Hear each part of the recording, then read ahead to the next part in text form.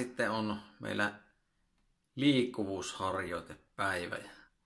Tehdään vanhoja kunnon eläinliikkeitä ja näitä on kans tehty siellä keskiviikon ohjeistreenissä ja ne, ketkä siellä on käynyt, niin teillä on varmasti hyvin muistissanne, että miten näitä pitää tehdä, mutta muistin virkistykseksi ja sitten niille, ketkä ei ole ollut siellä reeneissä, niin nyt sitten näytetään nämä liikkeet, mitä pitää sitten tehdä. Mutta muistakaa katsoa sieltä jopoksista aina, että mitä liikkeitä ja kuinka paljon pitää minäkin päivänä tehdä.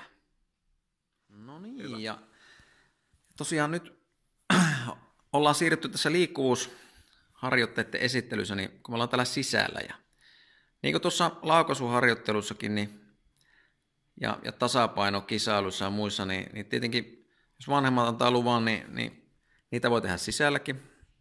Ja näitä liikkuvuusjuttuja voi myös tehdä ulkonakin, mutta nyt näytetään täällä sisällä kuitenkin tällä kertaa. Ja ideana meillä tässä on näissä malliesimerkeissä on se, että me lähdetään liikkeelle tästä kohtaa, nojatuolin kohdalta, ja me mennään tonne seinään asti sitä liikettä, käännytään ja tullaan takaisin tähän kohtaan.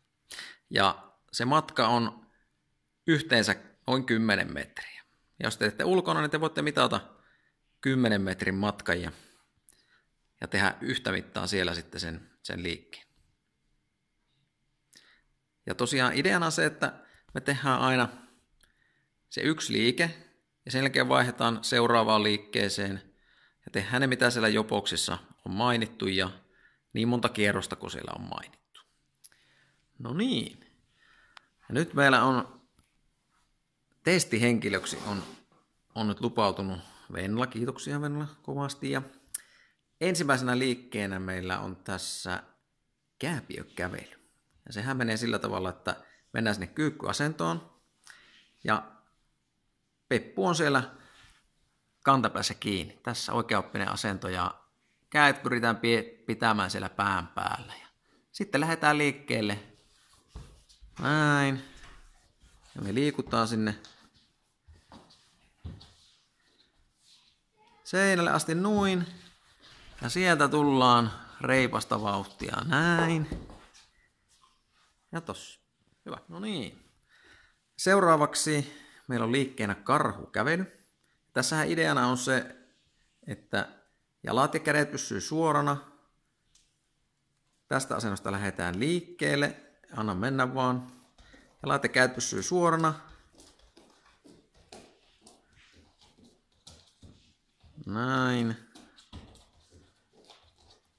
Ja sieltä me hiippaillaan sitten takaisinpäin. Noin. Hyvä. No niin. Seuraavaksi meillä on rapukävely ja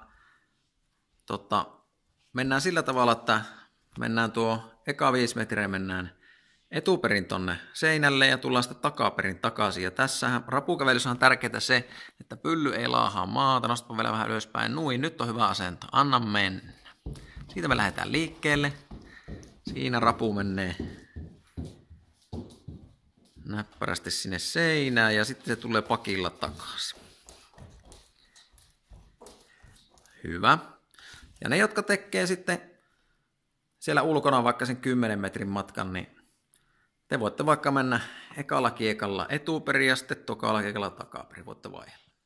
Alright. Ja seuraava liike meillä on jättiläinen. Ja tässä liikkeessähän ideana on nyt se, että me mennään, kädet on suorana ja varpaillaan ja kurotetaan koko ajan sinne kohti kattoa. Muuroppa ihan kynttilänä ja pohkeet vaan tekee töitä. Kurotellaan sinne kattoon. Noin, hyvä. Muistetaan hymy. Hyvä. Ja näin. Siinä oli jättilä. Alright. Ja sitten meillä on seuraavaksi kyykyssä hyppiminen. Ei kyykkyhyppy, vaan kyykyssä hyppiminen. Ja me pannaan ensin kyykkyyn. Ja nyt ideana on se, että taas täältä katsotaan, niin se peppu on siellä kantapäissä ja me lähdetään siitä hyppimään. Peppu ei nouse hirveästi. Noin. Pohkeet tekee töitä. Noin, ja raskasta on raskasta. Anna mennä loppuun asti. Hyvä. Alrighty. Sitten meillä olisi seuraavaksi liikkeeksi, niin lähdetään punnerusasennossa liikkumaan sivuuttain. Ensin otetaan, otapa, älä lähde vielä liikkeelle, otetaan se punnerusasento ja pylly ei ole kohti taivasta, vaan kroppa suorana ja lähdetään liikkuun sivuuttain. Anna vaan tulla. Tällä lailla me liikutaan. Sinne seinään asti ja sitten lähdet tulleen takaisin. Lähdet tulleen takaisin. Hyvä. Ja ne, ketkä tekee sitten aina sen 10 metriä kerralla esimerkiksi ulkona, niin voitte vaikka ekaa kiekalla mennä toisinpäin ja sitten toisella kiekalla sitten menette toisinpäin, niin tulee kumminkin päin mentyä. No niin. Ja seuraavaksi sitten lähdetään vielä liikkeelle. Lähdetään tekemään vuorotellen niin mahdollisimman isoja askeleita eteenpäin ja sillä tavalla, että se jalka, mikä jää sinne taakse, niin se polvi ei kosketa sitä maata. Ja kädet olisi sitten sillä tavalla mahdollisimman suorana tuonne ylöspäin. Lähdetäänpä kokeilemaan, että miten tämä myös tasapainoa kehittää. Tosi hienosti menee nuin. Isoja askeleita. Sitten jos tuntuu helpolle, niin sitten voi vähän aikaa pysyä siellä alhaalla. Myös nuin. Hyvä.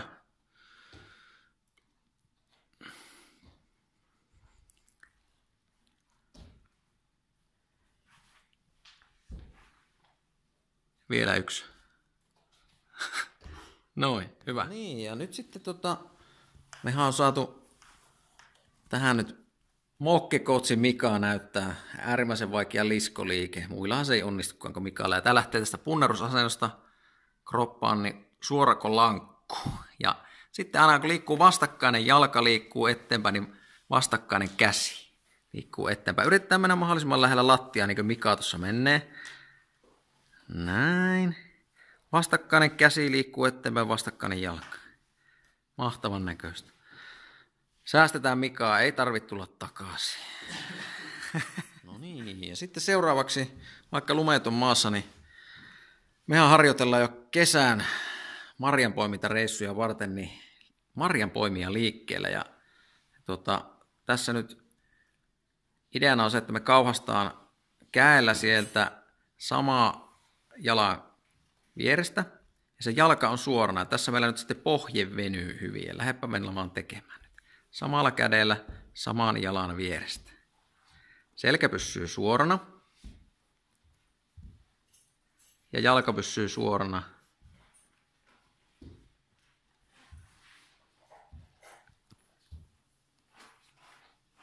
Hyvä, ja voit kääntyä.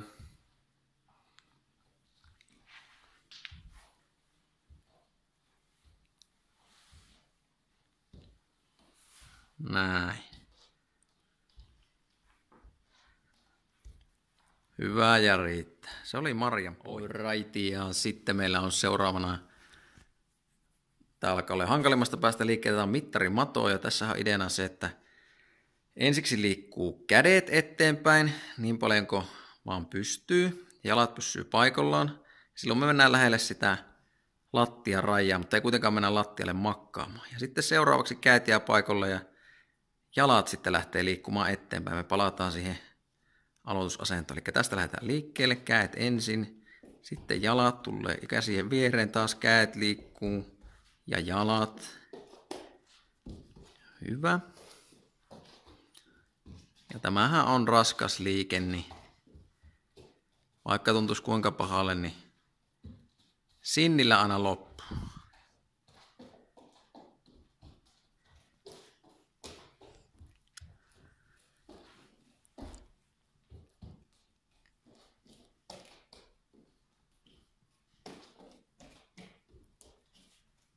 Hyvä, tämä on viimeinen sitten. Oi. No niin, ja nyt sitten viimeisenä liikkeenä. Tämä voi vaatia vähän harjoittelua. Kattokaa tarkkaan tätä videota nyt. Tämä liikkeen nimi on Spider. Ja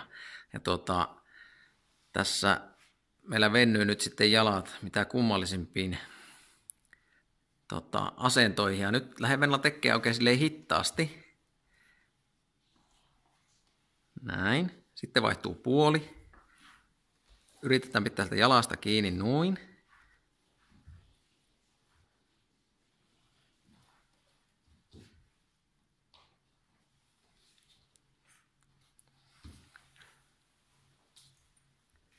Tämä on hankala selittää. Teillä on helpompi vaan siellä ruutujen ääressä katsoa. Teen vielä yksi tänne päin, näkyy vielä se. Noin. Hyvä. Hienoa. Se oli Spider.